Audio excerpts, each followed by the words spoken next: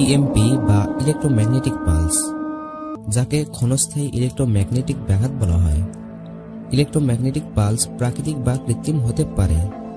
একটি ইএমপি দ্বারা সৃষ্ট ইলেকট্রোম্যাগনেটিক ওয়েভ আমাদের যোগাযোগকে বিচ্ছিন্ন করে দিতে পারে এবং এটি ইলেকট্রনিক যন্ত্রপাতিকে নষ্ট করে দিতে পারে। বজ্রপাতের মাধ্যমেও ইএমপি ভবন এবং বিমানেরও ক্ষতি করতে পারে, যা ভয়াবহ দুর্ঘটনার সৃষ্টি করতে পারে। এটি একটি হঠাৎ উৎপন্ন হওয়া শক্তিশালী তড়িৎচুম্বক তরঙ্গ, যা অনেকটা বজ্রপাতের মতো আচরণ করে। ইএমপি কিভাবে তৈরি হয়? 1. যখন উচ্চমাত্রার নিউক্লিয়ার বোমা বায়ুমণ্ডলের উপরে বিস্ফোরিত হয়, যেমন 30 থেকে 400 কিলোমিটার উপরে, তখন এটি খুবই শক্তিশালী ইলেকট্রোম্যাগনেটিক পালস তৈরি করে। একে হাই অ্যালটিটিউড ইলেকট্রোম্যাগনেটিক পালস, সংক্ষেপে HEMP বলে। এটি অতি শক্তিশালী এবং তাৎক্ষণিক। এর ফলে মোবাইল, কম্পিউটার, রেডিও, সেন্সর সব নষ্ট হয়ে যায়। ইলেকট্রোম্যাগনেটিক পালস এমন একটা ঘটনা যা খুব অল্প সময়ে, যেমন মিলিসেকেন্ড বা মাইক্রোসেকেন্ডে তৈরি হয়, কিন্তু এর প্রভাব অত্যন্ত ভয়ঙ্কর। এটি ধীরগতি সম্পন্ন, তবে অনেক দীর্ঘস্থায়ী। এটা বিদ্যুৎ লাইনে বড় ক্ষতি করতে পারে। 2. সূর্য থেকে আসা সৌরঝড়, সোলার ইএমপি বা জিওম্যাগনেটিক স্টর্ম।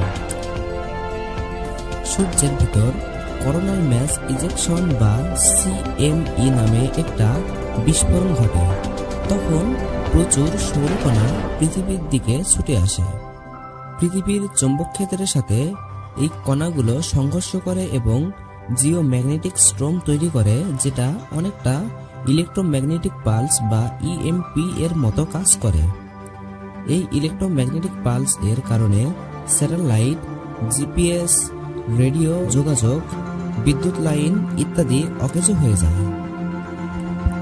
1989 সালে কানাডার কুইবেকে এরকম একটা সৌরঝড়ে মাত্র 90 সেকেন্ডে পুরো বিদ্যুৎ ব্যবস্থা ভেঙে পড়ে।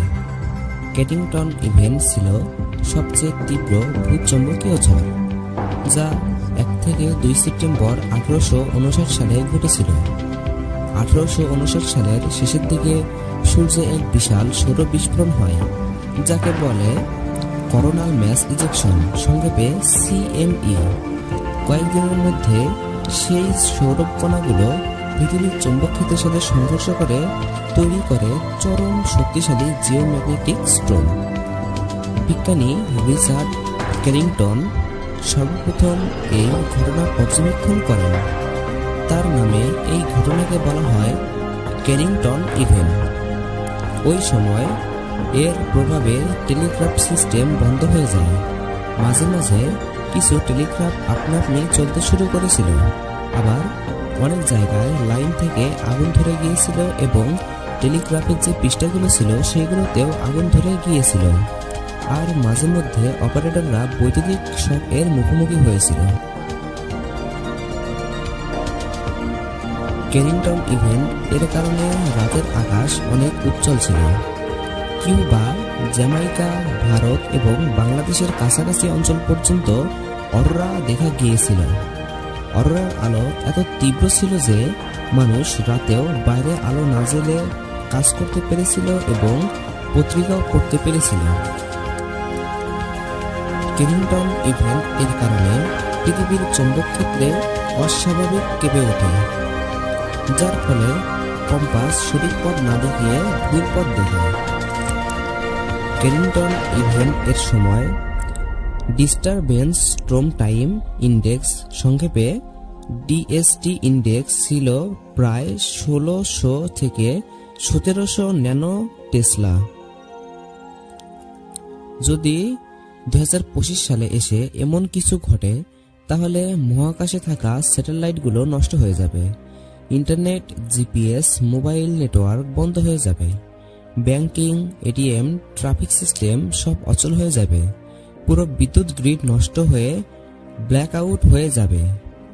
নাসা সহ অন্যান্য বিজ্ঞানীরা নিয়মিত সূর্যকে পর্যবেক্ষণ করে এমন ঘটনার সতর্কতা দেয়। 3. মানবসৃষ্ট ইএমপি। মানবসৃষ্ট ইএমপি দুই প্রকার, নিউক্লিয়ার ইএমপি সংক্ষেপে NEMP এবং নন নিউক্লিয়ার ইএমপি সংক্ষেপে NNEMP। নিউক্লিয়ার ইএমপি বা পারমাণবিক ইএমপি, এটা ঘটে উচ্চমাত্রার পারমাণবিক বিস্ফোরণ এর মাধ্যমে, যেটি বায়ুমণ্ডলের উপর ঘটানো হয়। এর মূল লক্ষ্য শত্রুর ব্যবস্থা, যোগাযোগ, রাডার, কম্পিউটার সিস্টেম ইত্যাদি অকেজো করা। 1962 সালে USA স্টারফিশ প্রাইম নামে একটা নিউক্লিয়ার বোমা ফাটায়, যেটির ক্ষমতা ছিল 1.4 মেগাটন। এর ইলেকট্রোম্যাগনেটিক পালস এত তীব্র ছিল যে হাওয়াই দ্বীপে প্রায় 300 স্ট্রিট লাইট, টেলিফোন লাইনের ফিউজ পুড়ে যায়, আর প্রায় 1400 কিলোমিটার দূরের ইলেকট্রনিক্স নষ্ট হয়ে যায়। নন নিউক্লিয়ার ইএমপি এর উদাহরণ HPM weapon, high power microwave. HPM ওয়েপনটি মাইক্রোওয়েভ শক্তি ছড়িয়ে দেয়, যা ড্রোন, কম্পিউটার, সিকিউরিটি ক্যামেরা ইত্যাদি নষ্ট করে, এবং এটি সেনাবাহিনী বা বিশেষ বাহিনী শত্রুর ডিভাইস অকার্যকর করে দেয়। ই-বোম বা ইলেকট্রোম্যাগনেটিক বোম, ছোট ইলেকট্রোম্যাগনেটিক পালস বোমা। এই বোমার মাধ্যমে একটি নির্দিষ্ট স্থানে বিস্ফোরণ ঘটিয়ে চারপাশের সব ইলেকট্রনিক্স নষ্ট হয়ে যায়। ই-বোম মূলত ডিসারপশন এর কাজে ব্যবহার করা হয়, ধ্বংসে নয়। এটি কাজ করে ক্যাপাসিটর ও কয়েল এর মাধ্যমে। ক্যাপাসিটর ও কয়েল ব্যবহার করে খুব শক্তিশালী তড়িৎচুম্বকীয় তরঙ্গ তৈরি করা হয়।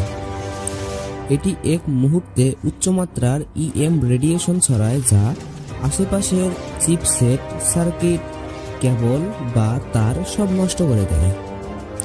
ইএমপি থেকে বাঁচার উপায়: 1. একটি ধাতব বক্স যা তড়িৎচুম্বক তরঙ্গ বা ইএমপি কে ভিতরে ঢুকতে দেয় না। বিজ্ঞানী ফ্যারাডে এটি তৈরি করেন। ইলেকট্রোম্যাগনেটিক পালস যখন ফ্যারাডে খাঁচার গায়ে আঘাত করে, তখন তরঙ্গটা পুরো বক্সের গায়ে ছড়িয়ে পড়ে, যার ফলে এর ভিতরে ইলেকট্রনিক্স এর বেশি ক্ষতি হয় না। Backup power system. আমরা জানি ইএমপি হলে বিদ্যুৎ চলে যেতে পারে, তাই জেনারেটর, সোলার ব্যাটারি, ইউপিএস এগুলো ইএমপি রেজিস্ট্যান্ট ইনক্লোজর এ রাখলে জরুরি সময়েও চালু থাকবে। পুরনো অ্যানালগ ডিভাইস ব্যবহার করা। ইএমপি ডিজিটাল ডিভাইসকে বেশি ক্ষতি করে। পুরনো ইলেকট্রনিক যন্ত্রপাতি যেমন টিউব বেসড রেডিও, অ্যানালগ গাড়ি ইত্যাদি ইএমপি থেকে অনেকটা নিরাপদ। তাই ইএমপি থেকে বাঁচতে হলে আমাদের কিছু ক্ষেত্রে অ্যানালগ ডিভাইস ব্যবহার করা উচিত। গুরুত্বপূর্ণ ডিভাইস আলাদা রাখা, যেমন mobile phone, power bank, torch light, radio ইত্যাদি, কিংবা এসব ইলেকট্রনিক যন্ত্রপাতি ফ্যারাডে ব্যাগ এ রাখা উচিত, কারণ আগেই বলা হয়েছে ফ্যারাডে কেজ ইলেকট্রোম্যাগনেটিক পালসকে রোধ করে। মিলিটারি বা সরকারিভাবে ইএমপি থেকে সুরক্ষা, যা ইএমপি প্রতিরোধক কভার দিয়ে বানানো। শেইল্ডেড কমিউনিকেশন সেন্টার, গোপন ফ্যারাডে চেম্বার দিয়ে বানানো ঘর। ইএমপি সেভ ডাটা সেন্টার, কুল অথবা সার্ভারগুলোকে বিশেষভাবে সুরক্ষিত রাখা। এয়ারক্রাফট অ্যান্ড ড্রোন শেইল্ডিং, সেনাবাহিনীর ড্রোন, এয়ারক্রাফটেও ইএমপি প্রতিরোধ ব্যবস্থা। এই ছিল ইলেকট্রোম্যাগনেটিক পালস বা ইএমপি নিয়ে করা আজকের ভিডিও। ইএমপি অদৃশ্য কিন্তু ভয়ঙ্কর, যা আমাদের আধুনিক সভ্যতাকে স্তব্ধ করে দিতে পারে, হোক সেটা পারমাণবিক বিস্ফোরণের ফল, সূর্যের ভয়াল সৌরঝড় বা মানুষের তৈরি অস্ত্র। ইএমপি আমাদের মনে করিয়ে দেয় এই পৃথিবীতে ভালো প্রযুক্তি যেমন আছে, তেমনি প্রযুক্তি নিয়ে তৈরি নানা রকম অস্ত্র মজুদ রয়েছে। তাই আমাদের সচেতন হতে হবে। সচেতনতা, বিজ্ঞান ও সঠিক প্রস্তুতি থাকলে ইএমপি এর মতো হুমকিও মোকাবেলা করা সম্ভব। আজ এ পর্যন্তই। ভিডিওটি ভালো লাগলে লুবাইত হাসান চ্যানেলের সাথে যুক্ত থাকতে পারেন।